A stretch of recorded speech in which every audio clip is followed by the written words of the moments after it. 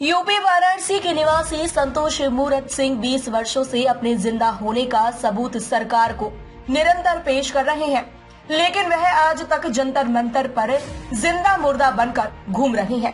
संतोष खुद को सरकार और प्रशासन की नजरों में जिंदा साबित करने के लिए जद्दोजहद कर रहे हैं और पिछले 20 साल से गले में मैं जिंदा हूं की तख्ती डालकर चल रहे हैं।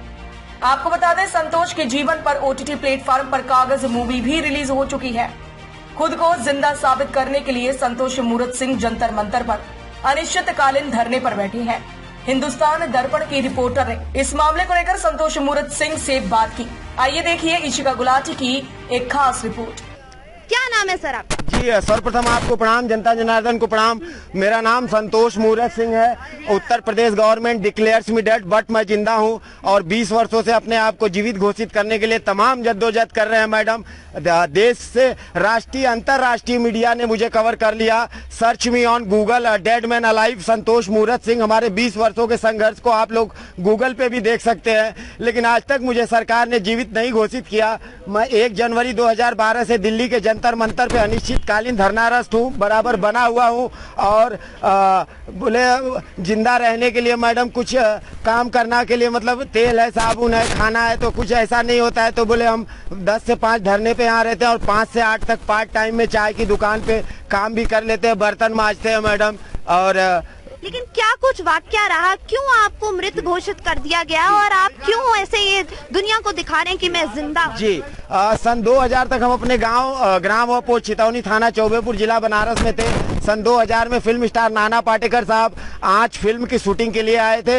नाना पाटेकर साहब मुझे लेके बॉम्बे चले गए। एज ए कुक के तौर पे हम वहाँ कार्यरत हो गए। अब चूंकि मेरे पिताजी आर्मी में थे, फौजी थे, नाना साहब के मित्र थे और हमारे पिताजी गुजरने के बाद, माताजी गुजरने के बाद साहब अपने साथ ले लिए और उनके हम घर पे एज ए कुक के तौर पे कार्यरत हो गए और 2-3 साल वहीं रह गए।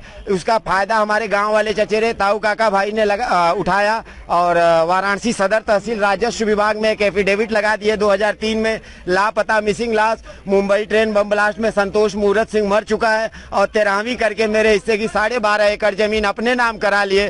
तब से लेके अब तक हम ये संघर्ष कर रहे हैं, ये साबित कर रहे हैं कि मरा नहीं, मैं जिंदा हूँ, मैं जिंदा हूँ। लेकिन आज तक सरकार के कानों पे जू नहीं रहेगा। और वापस घर नहीं गए? अरे मैं तो मरा हुआ, वहाँ कौन से घर जाऊं? जब कोई मेरा बचा ही नहीं, वहाँ जाऊं मार डाले। मरे हुए आदमी पे कौन सा केस लगेगा? बोले मरा तो पहले ही था, डेड बॉडी है, गायब कर दो इसको। क्योंकि मैं भी किसी को मार दूं तो क्या होगा, अगर कोई मुझे मार दे तो क्या होगा? न तो मेरे आगे पीछे कोई नहीं है मैम और मैं बराबर जो है कि बना हुआ हूँ, लेकिन आज तक मुझे न्याय नहीं मिला है। और ये सब कुछ पारिवारिक मसले के चलते हो रहा है या क्या कारण आपको? सब मिले हुए हैं मैडम, शासन प्रशासन सब भ्रष्ट है, सब मिले हुए हैं। अगर मुझे लगता नहीं, हकीकत है। इनका शरीर जिंदा है, आत्माएं मर चुकी हैं। डिबेट पे बैठते हैं पार्टी वाले, सब कहते हैं कांग्रेस में मरे हो, बीजेपी में जिंदा हो जाओगे। अरे तो मरे हैं किसी में भी है तो आपकी सरकार है तो आप जिंदा करो कि खाली कमेंट करोगे? बोले हमारे हवेली पे आ जाना। काहे के लिए भैया हवेली पे आए आपके? आप हम यहाँ धरने पे यहाँ आके प्रूव करो, मीडिया के सामने सबको बोलो। खाली डिबेट पे बैठ के नंबर बनाने के लिए थोड़ी मैं वो करूंगा। तो ऐसा है मैडम कि ये लोग जो दिखता है वो रहता नहीं, जो रहता है वो दिखता नहीं। ऐसे हजारों लाखों मुर्दा जिंदा है। हमें बिग बॉस में बुलाया जाता है, बैक स्टेज से हमारा इंटरव्यू लिया जाता है, हमारे जीवन पे फिल्में बनती हैं, ओटीटी प्लेटफॉर्म पे हूँ मैं। हाँ, और सब बिजनेस कर लेते हैं, प्रोड्यूसर डायरेक्टर पैसा कमा लेते हैं और हम देखिए यहाँ चाय पिला रहे हैं मैम, ये सत्य है। और बोले तो कब तक लग रहा है कि ये आपका संघर्ष जारी रहेगा यहीं जंतर मंतर पर? जब तक मैं जिंदा हूँ तब तक मैं लड़ूंगा। और रही बात कि कब तक न्याय मिलेगा, आई डोंट नो, मुझे तो खुद नहीं पता मैम। लेकिन लोगों के हिसाब से तो आप मृत घोषित हो चुके हैं, आप मृत हैं उनके हिसाब से, तो कैसे साबित कर पाएंगे कि आप जिंदा हैं, यू आर अलाइव? कैसे खुद को साबित करे कि मैं जिंदा हूँ? मैं कौन हूँ? मैं हूँ कंकाल या हूँ इंसान? इस बात का फैसला कौन करे? जिस देश में मुर्दे जिंदा हो वो है मेरा भारत देश महान। मैं क्या बोलूँ, मेरा भारत देश महान कि आपका भारत देश महान? ये स्थिति है मैम। और रही बात, ये लोग डिबेट पे कुछ भी बोलते हैं, हम आपको फलाने पार्टी में मरे हो, फलाने में जिंदा कर देंगे, हमारे हवेली पे आ जाओ। हमें मतलब अपना रोटी सेकते हैं सब। और राजनीति, मुर्दों पे भी राजनीति करते हैं। शो मैम, हम आपसे और जनता से और मीडिया से सबसे निवेदन करेंगे कि पत्रकारिता आज भी जिंदा है, लोकतंत्र आज भी जिंदा है। मुझे विश्वास ही नहीं, अपूर्ण विश्वास है कि मुझे मरने से पहले एक बार आप लोग जिंदा जरूर करवाएंगे। और 5 उंगलियां एक बराबर नहीं होती है। जैसे मुझे 61 बार पुलिस ने गिरफ्तार भी किया है, बहुत बार मारे भी है मुझे। मेरी आंखों में आंखें डाल के देखो, बताओ कितनी बार ठोका है मुझे तुम लोगों ने। तक लड़ूंगा जब तक मैं जिंदा हूँ। या तो मुझे मार डालो या तो जिंदा हूँ तब तक मैं लड़ूंगा, जंतर मंतर नहीं छोड़ूंगा। जी मैम।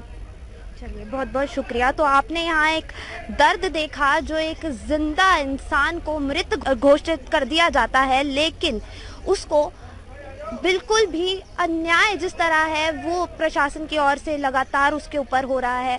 जिस तरह की परेशानियां 20 साल से संतोष झेलते आ रहे हैं, यहीं जंतर मंतर पर बैठे हैं, लेकिन कोई भी सुनवाई सरकार की ओर से उनको नहीं मिल रही है। और अब अपना जीवन चलाने के लिए कहीं ना कहीं उन्होंने चाय का ठेला लगाया है। यही जंतर मंतर पर जितने भी लोग आते हैं उन्हें चाय पिला रहे हैं और अपना जीवन आगे चला रहे हैं। लेकिन मैं आप सबसे गुजारिश करना चाहूँगी कि ज़्यादा से ज़्यादा इस वीडियो को शेयर करें, ताकि संतोष को इंसाफ मिल सके और सरकार तक उनकी बात पहुँच सके। मैं इशिका, हिंदुस्तान दर्पण। हमारी खबरों से जुड़े रहने के लिए हमारे चैनल को सब्सक्राइब करें और बेल आइकन को दबाएं, ताकि खबर की नोटिफिकेशन आपको मिलती रहे।